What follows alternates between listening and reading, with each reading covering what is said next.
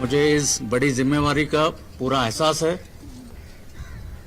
और मैं ईश्वर से प्रार्थना करता हूं कि मुझे शक्ति, सामर्थ्य और सद्बुद्धि दे, जिससे कि मैं ये कार्य अच्छी तरह से पार कर सकूं। आप जानते हैं हमारी इंडियन आर्मी का एक गौरवशाली इतिहास रहा है, जिसने देश की सुरक्षा और अखंडता को कायम रखने के कार्य में बखूबी काम किया है। उसी प्रकार स्थल सेना का देश निर्माण या नेशन बिल्डिंग में भी उतना ही अच्छा योगदान रहा है। आपके माध्यम से मैं देशवासियों को आश्वासन देना चाहता हूं कि भारतीय सेना स्वतंत्रता, स्वाधीनता और समानता, इन तीनों मूल्यों पर पूरी तरह या पूर्णतया प्रतिबद्ध है।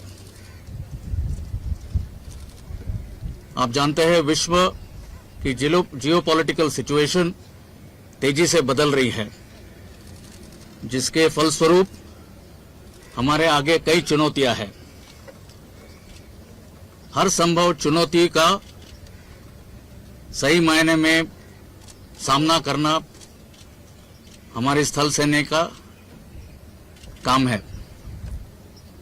हमारी स्थल सेना बाकी सिस्टर सर्विसेज के साथ पूरे समन्वय, सहयोग और सामंजस्य से हम तीनों मिलकर इन चुनौतियों का और हर कॉन्फ्लिक्ट सिचुएशन के लिए तैयार रहेंगे।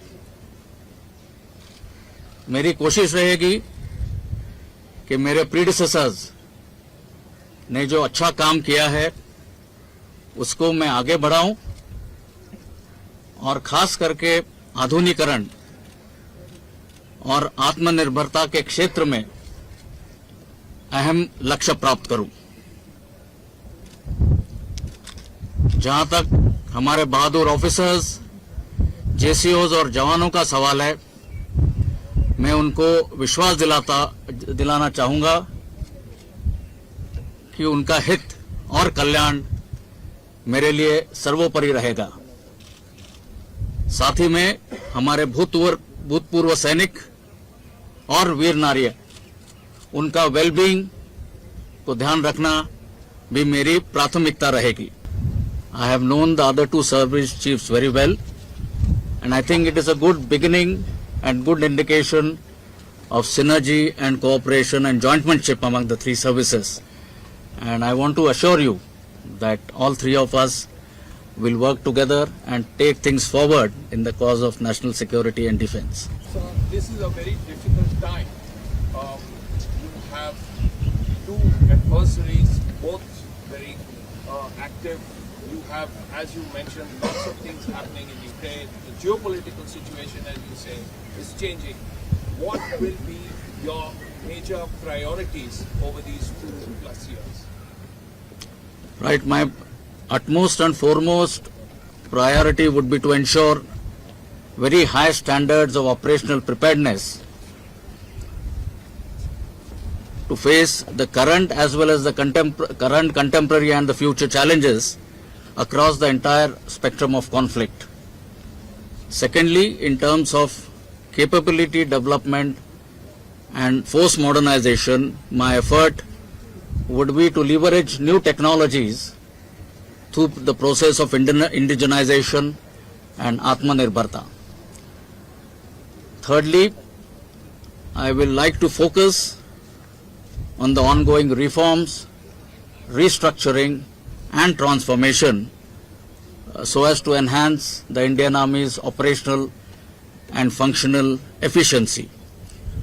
Fourthly, my aim would be again to enhance inter-service cooperation and synergy, as also to actively engage with other agencies so as to positively contribute towards nation building. And lastly, like I mentioned earlier, to look after the well-being and welfare of our brave soldiers as well as ex-servicemen and वीर नारीज। Indian army के किसी भी officer के लिए irrespective of his arm and service, मैं समझता हूं एक ये बड़ी सम्मान की बात है कि उसे सेना का नेतृत्व करने का मौका या संधि मिली है। जहां तक मेरा सवाल है, कोर ऑफ इंजीनियर्स या दूसरे कोई आर्म सर्विस का उसका उतना मायने नहीं रखता है, बट मैं आपको इतना बताना चाहता हूं या दोहराना चाहता हूं कि इंडियन आर्मी में सभी आर्म्स एंड सर्विसेज के ऑफिसर्स को अपने करियर प्रोग्रेशन और प्रोफेशनल ग्रोथ के लिए इक्वल अपॉर्चुनिटी या समान संधि मिलती है। साथ ही में at the senior leadership positions all officers irrespective of arms and services are trained and oriented on all aspects of war fighting या युद्ध कला के सभी पहलू जैसे कि ऑपरेशंस, इंटेलिजेंस, लॉजिस्टिक्स, एडमिनिस्ट्रेशन, इन सभी में ओरिएंटेशन और ट्रेनिंग दी जाती है। ये बड़ी जिम्मेवारी का मुझे पूरी तरह से एहसास है और जैसे मैंने कहा, मेरे प्रीडिसेसर्स ने जो अच्छा काम किया है, मेरी पूरी कोशिश रहेगी कि उसी को मैं आगे बढ़ाऊं और ये मुझे जो जिम्मेवारी दी है उसमें मैं खरा उतरूं।